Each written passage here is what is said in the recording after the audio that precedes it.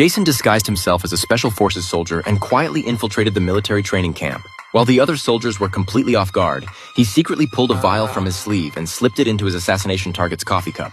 Just then, the instructor suddenly ordered everyone to assemble. John, wanting to warm up, quickly downed his coffee in one gulp before heading out for training with the team. However, they hadn't gone far when John began feeling increasingly unwell.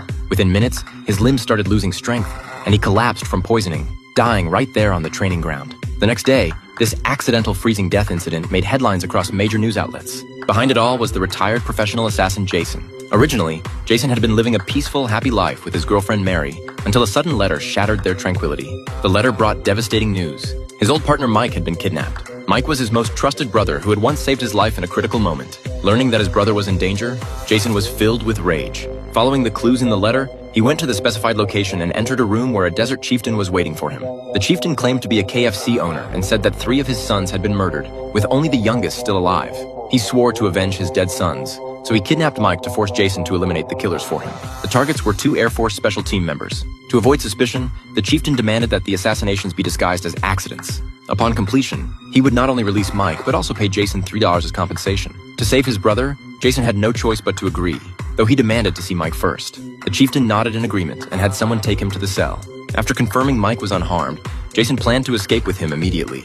He asked for water as an excuse, and when the guard brought it, he suddenly knocked him unconscious. But just as the 2 rushed out of the cell, they were blocked by the chieftain's youngest son. With no way out, Jason decided to proceed with the plan. He contacted 2 reliable friends and promised that if they helped rescue Mike, the entire $3 would be theirs. Faced with this fortune, both men immediately agreed. Jason's first target was named Paul. After nightfall, he quietly infiltrated Paul's mansion, pried off a tile in the bathroom, sharpened it into a makeshift hammer, squeezed body wash on the floor, and pulled the shower curtain to create a trap. Then he lured Paul into the bathroom and struck his head with the hammer, ending his life cleanly and efficiently. The next day, news reported that a man had accidentally slipped and died at home. The chieftain was very satisfied upon hearing the news, while Paul's comrade Sean also saw the news. His friend's death seemed suspicious to him.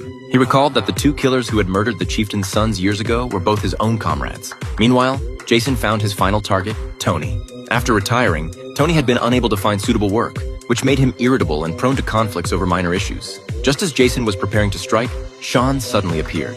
He had been secretly protecting Tony.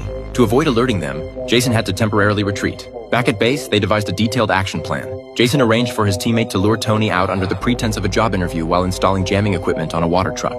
The next day, when Tony drove out of the warehouse, the water truck also emerged. His teammate quickly followed, remotely controlling the truck while providing intelligence on Tony's vehicle location. Jason controlled the overall situation from behind. When the time was right, his teammate activated the device, causing the water truck to suddenly lose control and crash directly into Tony's car. Tony couldn't dodge in time and was killed instantly. Just like that, they successfully eliminated both targets. Jason then went to the chieftain, demanding Mike's release and payment of the agreed-upon $3. However, the chieftain's son only agreed to release the prisoner first, saying they would pay the reward only after confirming they hadn't killed the wrong people. Without hesitation, Jason took Mike away. After all, rescuing his friend had always been his primary objective. Jason returned to his girlfriend's side, planning to retire from this life. He thought everything was over. But that night, he received a call from the chieftain. It turned out there had been an error with the second target's mission, and the chieftain demanded he execute it again. However, Jason had no intention of getting involved again since Mike was already safe. Unexpectedly, the chieftain threatened his girlfriend's life. After hanging up, Jason rushed to his girlfriend's room and saw she was safe, which gave him some relief. Just then, he noticed something unusual on the pillow. Picking it up, he saw it was a bullet. He realized his girlfriend was still in danger and had to accept the mission again.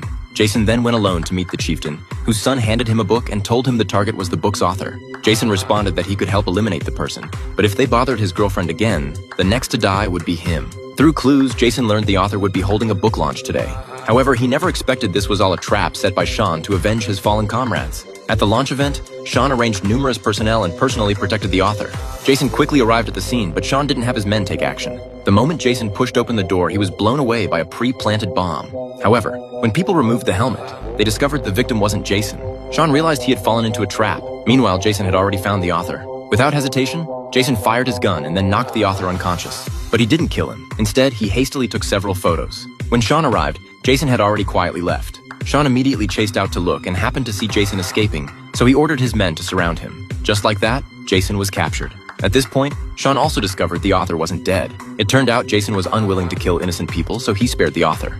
Under Sean's interrogation, Jason revealed that the real mastermind was the chieftain, and pointed out that he and Sean were the same type of people. both protecting their friends. Jason told Sean to take the camera to the chieftain, as it contained photos of the author's fake death. Sean then took the photos to the chieftain and, while the chieftain was examining them, quickly struck and killed him, avenging his comrades. The chieftain's son, to save his own life, claimed he saw nothing. Sean didn't harm him, but simply took the $3 reward and left. But just as he walked out the door, Jason spotted him and realized he intended to flee with the money. Jason and Mike immediately drove in pursuit. The two engaged in a chase through the desert, with Mike finally shooting out Sean's tires, forcing him to stop. After getting out, Jason held him at gunpoint. Learning that the chieftain was dead, Jason let Sean go. Since Sean had killed the chieftain and stolen the reward, his days would never be peaceful again. Meanwhile, Jason and Mike could walk away unscathed. At the story's end, Jason reunited with his girlfriend, and the two began living a sweet, happy life together.